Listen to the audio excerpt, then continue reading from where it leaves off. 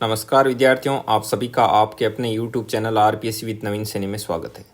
विद्यार्थियों, आज हम पढ़ेंगे अभिकर्मित अनुदेशन के बारे में। ठीक है, ये अपनी क्लास नंबर 11 है टीचिंग मेथड को लेकर। बाकी की 10 क्लासें हैं, वो सारी की सारी चैनल पर अपलोड है, आप जाकर आराम से देख सकते हैं। तो शुरू करते हैं अभिकर्मित अनुदेशन। अभिकर्मित का मतलब क्या होता है?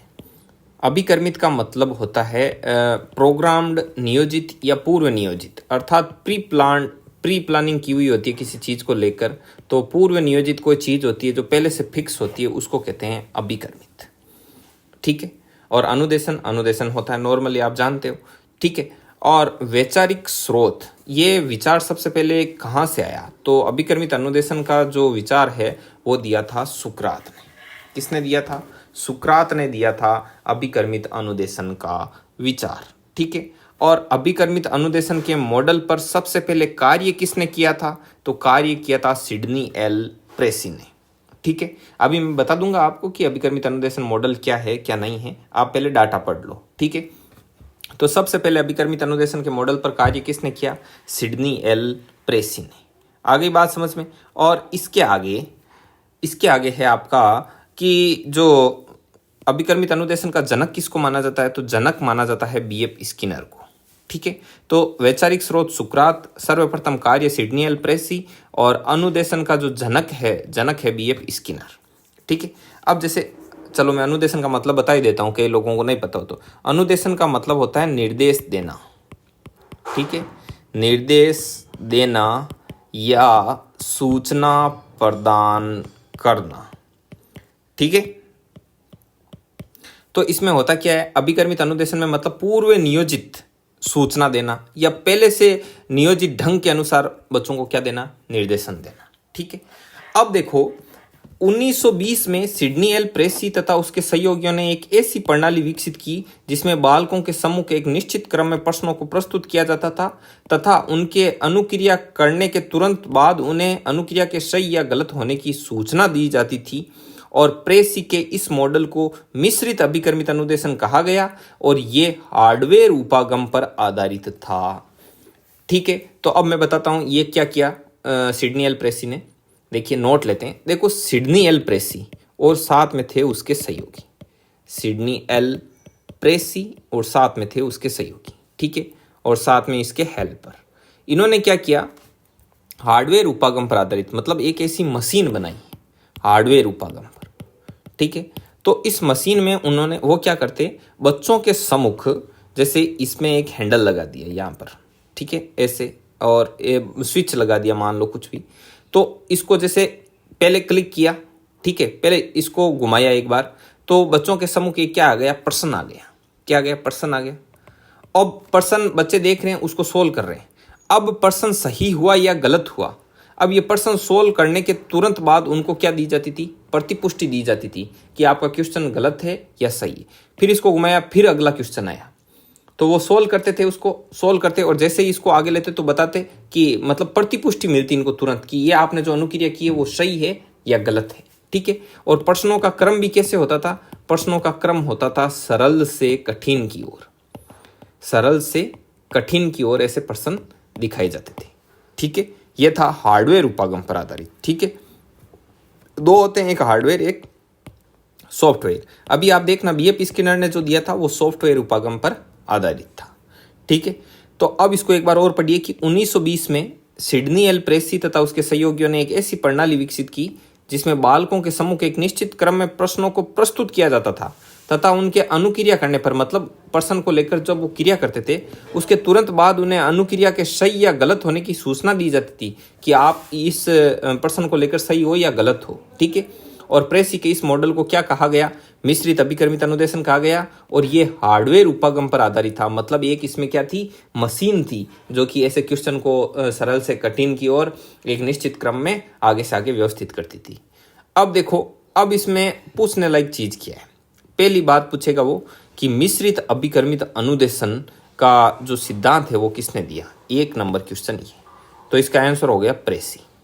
तो प्रेसी का मिश्रित अभिकर्मित अनुदेशन किस उपागम पर आधारित था? क्वेश्चन नंबर 2 ये बनेगा, हार्डवेयर उपागम पर आधारित। सिडनी एल प्रेसी ने हार्डवेयर उपागम पर आधारित मिश्रित अभिकर्मित अनुदेशन कब दिया? 1920 में। ये क्वेश्चन बनेगा। एक क्वेश्चन ये बनेगा अभिकर्मित अनुदेशन का जनक और अभिकर्मित अनुदेशन का विचार किसने दिया, ये क्वेश्चन। ये 5 क्वेश्चन बन गए यहां तक, ठीक है। आगे बढ़ो। इस विचार को लेकर कौन सा, ये अभिकर्मित अनुदेशन वाला विचार को लेकर 1954 में अमेरिका के बीएफ स्किनर, ब्यूरस फ्रेडरिक स्किनर, ये इनका पूरा नाम था, ठीक है।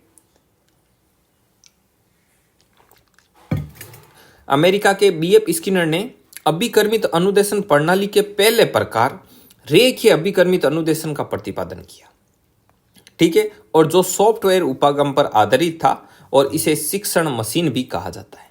अब हुआ क्या बाद में, अब ये जो उपागम था, मतलब ये जो सोच थी, ये विचार था अभिकर्मित अनुदेशन का, इसको लेकर के बीएफ स्किनर ने क्या किया, बीएफ स्किनर ने एक रेखीय अभिकर्मित अनुदेशन का प्रकार बताया, रेखीय अभिकर्मित अनुदेशन का प्रकार बताया। यह सॉफ्टवेयर उपागम पर आधारित था, सॉफ्टवेयर उपागम पर आधारित। इसमें क्या होता था, जैसे कंप्यूटर वगैरह में, स्क्रीन पर कंप्यूटर में एक सॉफ्टवेयर होता था, वो क्वेश्चंस को बच्चों के सामने सरल से कठिन प्रकार के रूप में प्रस्तुत करता था, ठीक है। जैसे बच्चे ने क्लिक किया, नेक्स्ट क्वेश्चन आ गया, अब बच्चे ने सोल्व कर दिया उस क्वेश्चन को, चूज कर लिया ऑप्शन, तो फिर वो जैसे ही नेक्स्ट करेगा तब उसको बताएंगे कि ये सही है या गलत है, ठीक है। ऐसा उपागम तैयार किया था बीएफ स्किनर ने। कब किया था, 1954 में। तो आगे पढ़ो।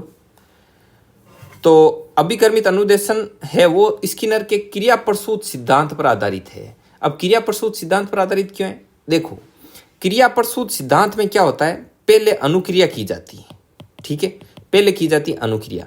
अब अनुक्रिया सही होती है तब उसको क्या देते हैं, सकारात्मक पुनर्बलन देते हैं, और सकारात्मक पुनर्बलन मिलने पर जो अधिगम करता है उसको होती है संतोष की प्राप्ति, और वो वापस इस अनुक्रिया को दोहराता है, फिर उसको सकारात्मक पुनर्बलन दिया जाता है, और ऐसे वो क्या कर लेता है, अधिगम कर लेता है। और गलत अनुक्रिया करने पर उसको क्या दिया जाता है, ऋणात्मक या नकारात्मक पुनर्बलन, ठीक है। ये सिद्धांत था बीएफ स्किनर का।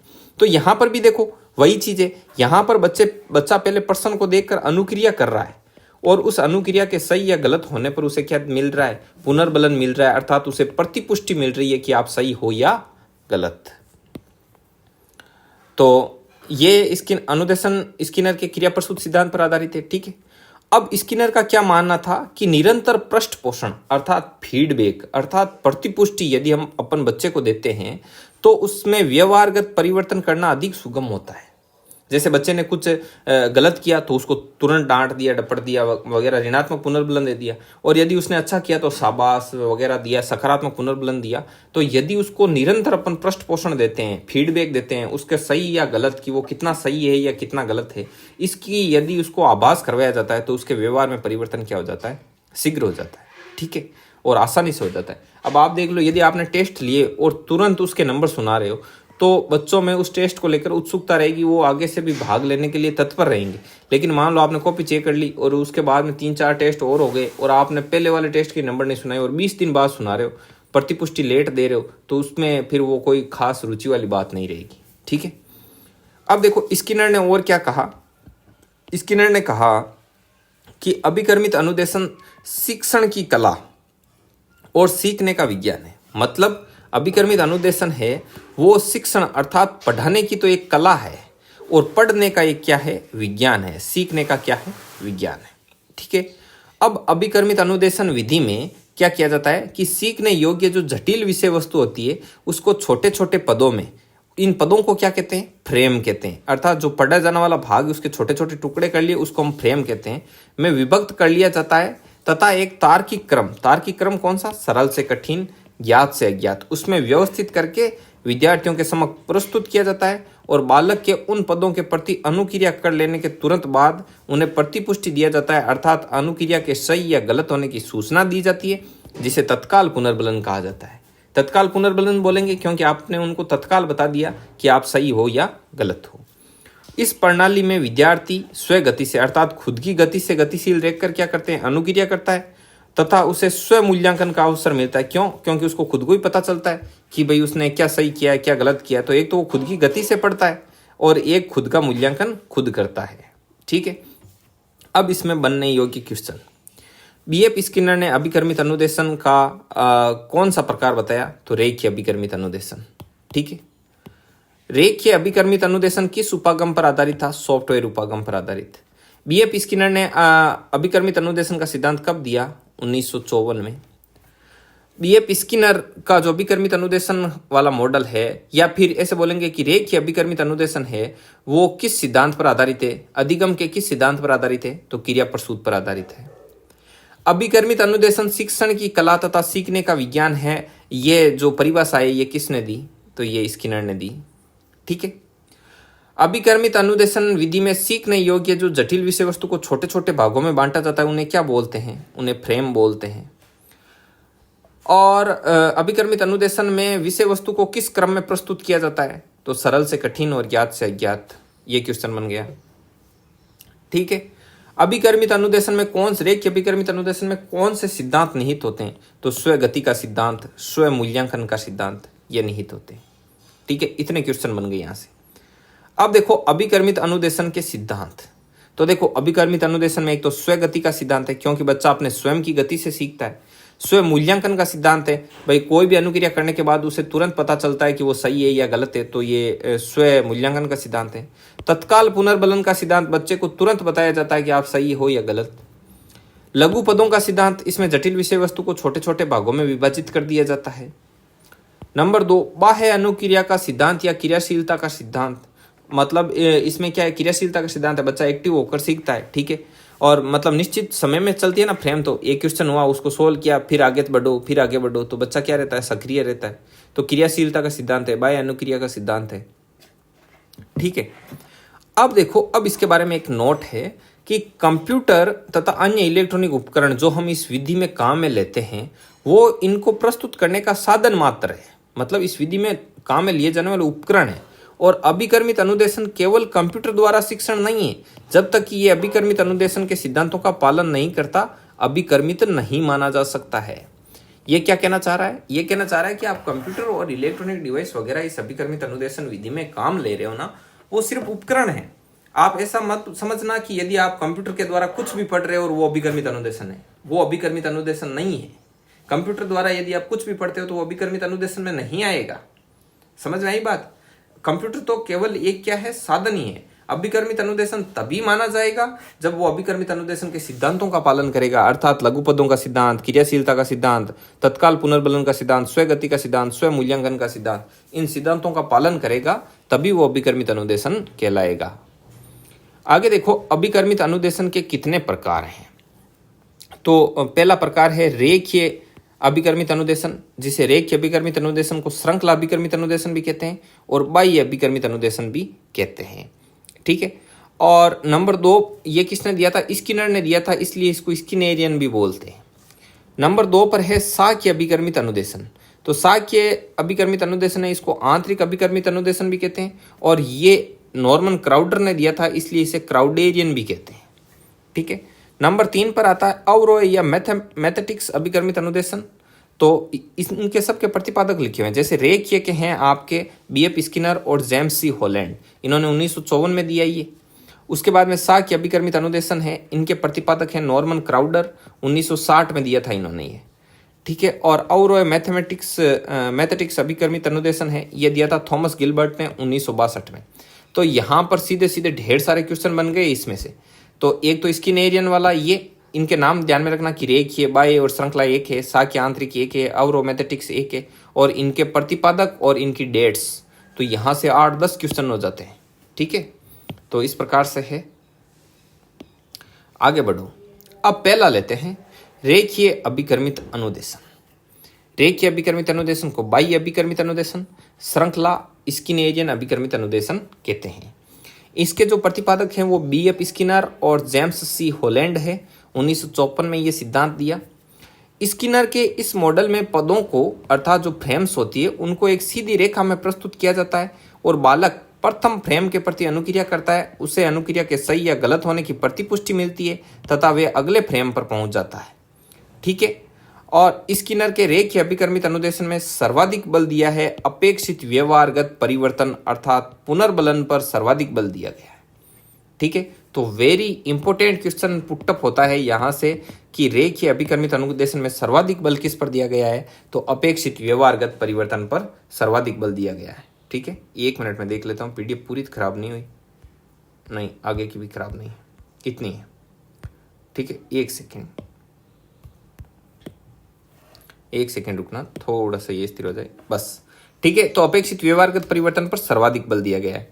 रेखीय अभिकर्मित अनुदेशन के 4 पद हैं, एक है प्रस्तावना पद, एक है शिक्षण पद, एक है अभ्यास पद और एक है परीक्षा पद।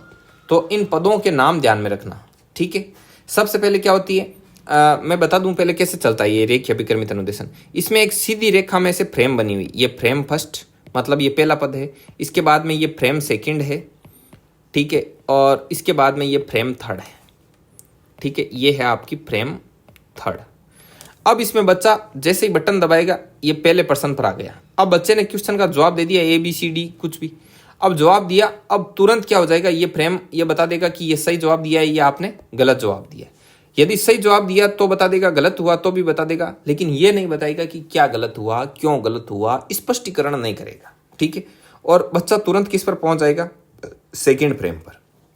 यहां पर भी सेम प्रोसेस होगी और यहां पर भी सेम प्रोसेस होगी।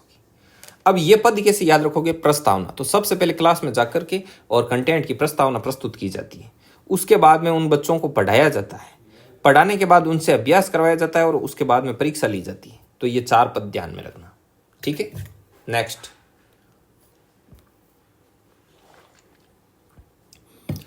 है इसके गुण व दोष। तो पहली बात तो है कि इसका निर्माण सरल होता है, अर्थात रेखीय अभिकर्मित अनुदेशन में कुछ भी जोड़ नहीं आता है, फटाफट प्रश्न को डाल दिया, ठीक है, और ऑप्शन डाल दिया कि राइट रॉन्ग कौन से। स्पष्टीकरण तो देना नहीं है प्रश्न का इसमें, क्योंकि स्पष्टीकरण होता है साक्ष्य अभिकर्मित अनुदेशन में। ठीक है, और देखिए इसमें सरल रेखीय व्यवहार परिवर्तन संभव होता है, लेकिन यहाँ प्रतिभाशाली विद्यार्थी अधिक रुचि नहीं लेते हैं। क्यों, क्योंकि प्रतिभाशाली विद्यार्थी को निदान उपचार वगैरह मतलब उसको सब चाहिए होता है, स्पष्टीकरण चाहिए, हर क्वेश्चन का सही है तो सही कैसे, क्वेश्चन का एक्सप्लेनेशन वगैरह चाहिए। तो प्रतिभाशाली विद्यार्थियों के लिए अधिक रुचि नहीं लेते इसमें। क्यों, क्योंकि ये मतलब एक तो धीमी गति से चलता है, ठीक है, ये चीज़ है, और अनुक्रिया के गलत होने पर इसका कारण नहीं बताया जाता है, इसमें स्पष्टीकरण नहीं होता है कि ये आपका क्वेश्चन वगैरह गलत हुआ तो गलत क्यों हुआ। ठीक है, अब आता है साक्ष्य अभिकर्मित अनुदेशन। इसमें क्या करेंगे बता देते हैं आपको। देखो साक्ष्य अभिकर्मित अनुदेशन में क्या करेंगे, जैसे ये फ्रेम फर्स्ट है ना, अब इस फ्रेम 1 सेकेंड,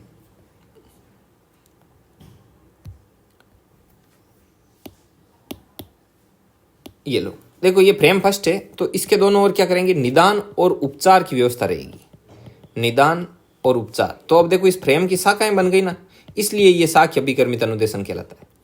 यहाँ पर फिर निदान और यहाँ पर फिर उपचार, कि गलत हुआ तो कहाँ पर गलत हुआ, क्या गलत हुआ, और उस गलत हुए का स्पष्टीकरण, क्या गलत हुआ, कहाँ गलत हुआ और उस गलत का स्पष्टीकरण। तो निदान और उपचार की प्रक्रिया भी साथ साथ चलती है, इसलिए फ्रेम के दोनों ओर क्या बन जाती है, शाखाएं बन जाती है, इसलिए ये साक्ष्य अभिकर्मित अनुदेशन कहलाता है। आ जाओ, देखो साक्ष्य, आंतरिक, अरेखीय, क्राउडेरियन अभिकर्मित अनुदेशन, ये एक ही नाम है, इसके अलग अलग नाम लिखे हुए हैं। ठीक है, 1960 में थॉमस क्राउडर ने प्रतिपादन किया इसका। इस अनुदेशन मॉडल में बड़े बड़े फ्रेम होते हैं जिनमें अधिक विषय सामग्री होती है, और 2 प्रकार के फ्रेम होते हैं, एक तो मुख्य फ्रेम होती है, एक उपचारात्मक फ्रेम होती है। ठीक है, मुख्य फ्रेम तो वो बीच में चल रही है, ऐसे frame first, frame second, frame third, और साइड में क्या है, इसके निदान और उपचार की व्यवस्था है।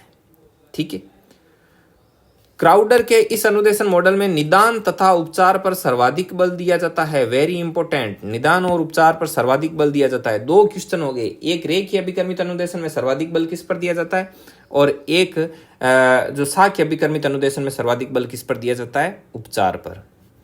इस मॉडल में फ्रेम के आकार बड़े होते हैं तथा उसकी शाखाएं होती है, फल स्वरूप निर्माण में अधिक समय लगता है। मतलब इसको जब बनाओगे आप, बच्चों के लिए डिजाइन करोगे, तो आपको ज़्यादा जोर आएगा, ज़्यादा समय लगेगा। ठीक है, इसके बाद में आता है और या मैथेटिक्स अभिकर्मित अनुदेशन।